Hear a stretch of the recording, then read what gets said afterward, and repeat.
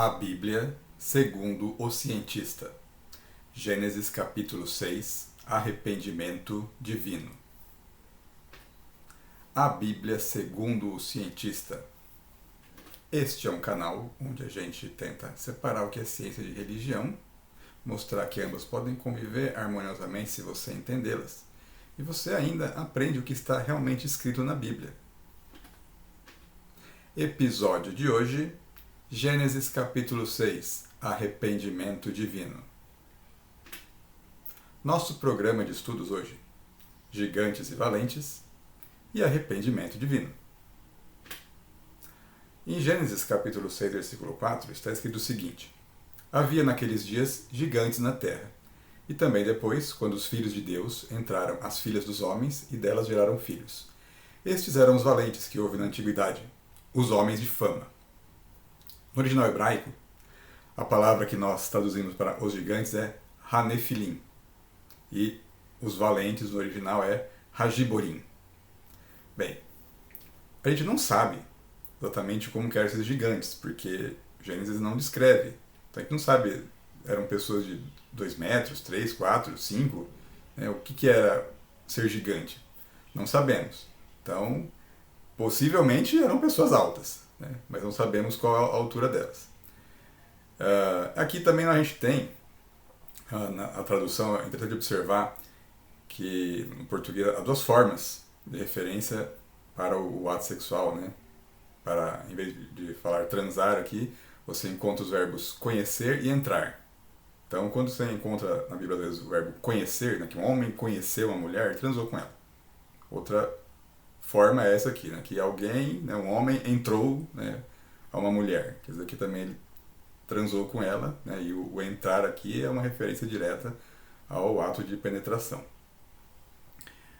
Bem, a gente tem também esses termos aqui, filhos de Deus e filhas dos homens.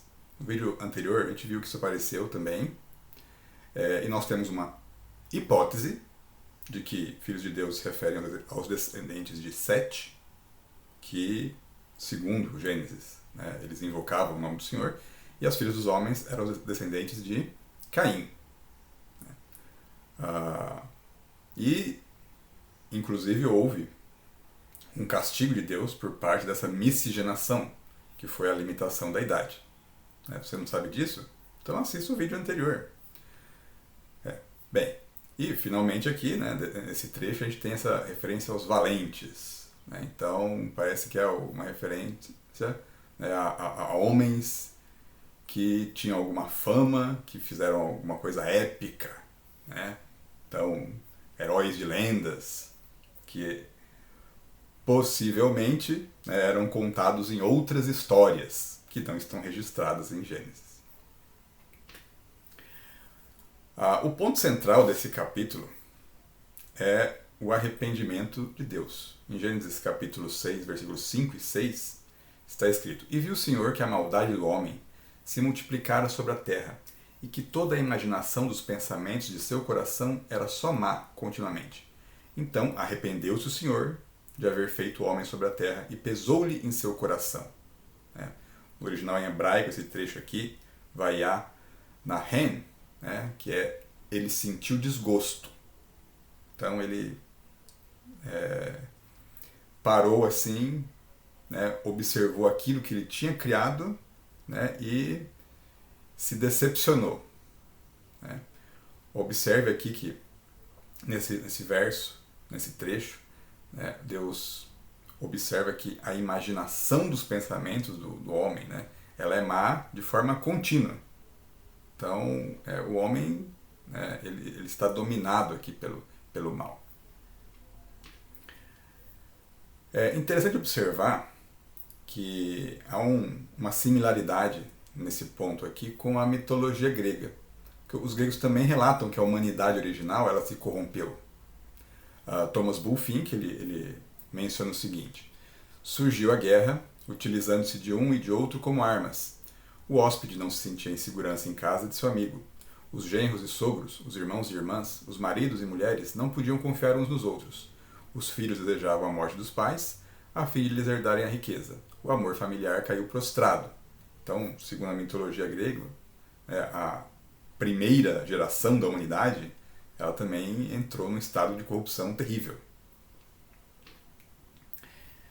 E nós temos, né, com relação ao Deus do Antigo Testamento aqui, né, um arrependimento divino aparecendo outras vezes também.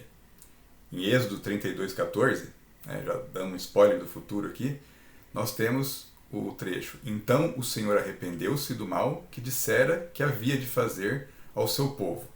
Esse trecho aqui se refere ao episódio do bezerro de ouro. Por causa do bezerro de ouro, Deus ia matar todos os israelitas e deixar só Moisés vivo. Mas Moisés implorou para que Deus não fizesse isso. O povo estava reclamando muito e ainda fez um ídolo, né? Fez um ídolo para adorar, né? Desprezando o Deus que os havia tirado do Egito e da escravidão. Então, não é o Gênesis, né? Não é a única referência sobre arrependimento divino que tem. A gente encontra isso em outros livros também. No livro do profeta Amós, no capítulo 7, versículo 3, o profeta ele relata o seguinte: Então o Senhor se arrependeu disso. Não acontecerá, disse o Senhor. Esse arrependimento acontece em que contexto? O Amós ele vê gafanhotos devorando plantações. O que pode ser tanto literal, ele está vendo mesmo isso, quanto uma metáfora para uma invasão. Os livros proféticos eles não são objetivos. Eles precisam de interpretação, e aí a interpretação ela pode gerar vários entendimentos diferentes. Mas a questão é que, com relação ao que o Amós vê, gafanhotos devorando plantações, Deus diz para ele que isso não acontecerá. Ele se arrepende desse castigo. Nós também temos no livro de Jonas, profeta Jonas, capítulo 3, versículo 10, uma referência aqui. E Deus viu as obras deles, como se converteram do seu mau caminho, e Deus se arrependeu do mal que tinha anunciado, lhes faria, e não fez. Essa história acontece, esse arrependimento, quando Deus ia destruir Nínive, a capital da Síria. A Síria que já é mencionada logo no início do Gênesis. Mas os ninivitas fizeram um jejum e imploraram por perdão. E aí Deus não destruiu mais a cidade. Ele desistiu do seu intento, ele se arrependeu. Aí talvez você possa levantar uma contradição, porque alguém já deve ter falado, isso você deve ter ouvido em algum lugar, lido em algum lugar, o seguinte. Esse é um trecho que muita gente adora falar. É de Números 23, 19. Deus não é homem para que minta, nem filho do homem para que se arrependa. Porventura diria ele e não faria? Ou falaria e não confirmaria? Essa frase dá a entender que Deus, quando faz uma promessa aqui, ele não quebra ela de jeito nenhum. E aí, no caso, não haveria espaço para ele se arrepender.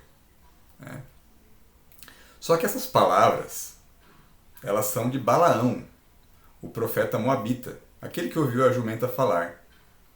A jumenta, por acaso, ela salvou Balaão de ser morto por um anjo, quando o Balaão ia amaldiçoar os israelitas a mando do rei de Moabe, que os israelitas estavam passando pelo território dos moabitas.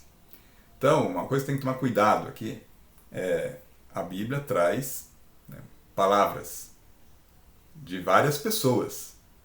Então, quando alguém cita algum versículo, dá a impressão que ele está falando a palavra que Deus proferiu. Mas na verdade você tem que tomar cuidado, você tem que ver o contexto. Quem é que está falando isso? É uma palavra proferida por Deus ali ou por outra pessoa? Então nesse caso aqui é a palavra de um profeta que ia amaldiçoar os israelitas. Inclusive, e foi impedido por Deus. Deus não queria isso. Porque Deus estava tirando os israelitas do Egito e levando eles para Canaã. Então o Balaão ele estava no caminho contrário aqui. Então toma cuidado com isso. Pessoas que adoram fazer citação de versículo como se tudo que tivesse escrito ali fosse uma palavra de Deus. Tem palavras dos homens. Uma outra contradição que pode ser mencionada sobre arrependimento, de que talvez Deus não se arrependa, é o que está no primeiro livro de Samuel, capítulo 15, versículo 29. onde está escrito: e também aquele que é a força de Israel não mente nem se arrepende, porquanto não é um homem para que se arrependa. Então, essas são as palavras do profeta Samuel. Tá? Então ele está falando, observe o seguinte: em alguns momentos da Bíblia, os profetas dizem assim: assim diz o Senhor. Geralmente é quando eles estão repetindo algo que eles ouviram. Né? Então Deus fala com eles, eles falam o que eles ouviram. Né? Mas tem horas que as pessoas falam as suas próprias palavras. Né? Elas dão a sua própria opinião. E é difícil, às vezes, tentar separar essas coisas. Né? Você tem que tentar ler a história completa aqui para entender o que está acontecendo. Então, geralmente, quando há uma palavra realmente de Deus aqui, o profeta é mais objetivo. Assim diz o Senhor. Né? Aí fala, né, o que ele escutou. Aqui, no caso, o Samuel está falando por ele mesmo. Né? E não era qualquer pessoa também, né? É o profeta que ungiu os 2 primeiros reis de Israel, o Saul e o Davi. Só que tem uma questão aqui. Né? Ao mesmo tempo em que o Samuel fala que, né, o Deus não é um homem para que se arrependa, né, Deus havia se arrependido de escolher Saul como rei. E justamente uma das tarefas de Samuel foi ungir um substituto para Saul. Então há uma contradição na fala do Samuel, porque Deus na verdade se arrepende sim. Né? Ele se arrependeu de ter escolhido Saul. E aí, o que o arrependimento lá em Gênesis ele causa? Qual a consequência dele, o arrependimento divino? Em Gênesis 6, versículo 7 e 8 está escrito: e disse o Senhor: destruirei o homem que criei de sobre a face da terra, desde o homem até o animal, até o réptil, até a ave dos céus, porque me arrependo de os haver feito. Noé, porém, achou graça aos olhos do Senhor. A coisa me parece meio pesada aqui, né? Porque quem se corrompeu, quem estava proliferando a maldade no mundo, era o homem. Mas aqui a coisa se estende a todo mundo, né? aos animais, a mamíferos, aves, répteis, anfíbios, até as aves aqui, todo mundo vai sofrer as consequências pelo homem, né? Exceto uma pessoa, né? Que é o Noé. Aqui a gente também acha uma similaridade, né, com a mitologia grega. Porque na mitologia grega, Zeus também resolveu destruir a humanidade. Segundo Thomas Bulfinch, dirigindo-se à Assembleia, Júpiter, que é Zeus para os gregos, expôs as terríveis condições que reinavam na Terra e encerrou as suas palavras anunciando a intenção de destruir todos os seus habitantes e fazer surgir uma nova raça diferente da primeira, que seria mais digna de viver e saberia melhor cultuar os deuses. Então é interessante observar isso, que os gregos também tinham uma história sobre uma destruição de uma primeira geração da humanidade, uma geração que havia se corrompido, uma geração que era maligna completamente. Bem, aqui nós falamos sobre o arrependimento divino. Né? Agora, também é um plano de destruição, né, com salvamento. Na próxima aula nós veremos como Deus executou o plano para destruir a humanidade, mas ao mesmo tempo salvar uma parte dela e de todos os animais da terra. A imagem que nós apresentamos na capa desse vídeo é uma pintura de Rima Vigova, uma artista russa nascida em 1962. Essa imagem foi obtida na galeria virtual Cristina Faleroni, que você pode visitar no endereço cristinafaleroni.blogspot.com.ar. A referência para o dilúvio dos gregos que nós mencionamos aqui vem do livro de Thomas Bulfinch, o livro de ouro da mitologia, que é uma coletânea de mitos gregos. Aqui você pode se despedir do vídeo, na verdade, mas não esqueça de curti-lo e de se inscrever no canal. Mas nós vamos usar as referências que nós usamos aqui. Né? A principal é a tradução de João Ferreira de Almeida para a Bíblia, a tradução revista e corrigida. As palavras originais em hebraico, elas foram consultadas a partir de várias fontes. Os trechos que têm os caracteres hebraicos, eles foram retirados do Interlinear Hebraico Português de N. Gilead, né? Um livro com vários trechos transliterados do Antigo Testamento que você pode encontrar no Clube de Autores. Esta apresentação teve roteiro de efeitos especiais de FGSL. Obrigado pela sua audiência. Se inscreva, curta o vídeo, mande sugestões, comentários. Obrigado pela sua audiência.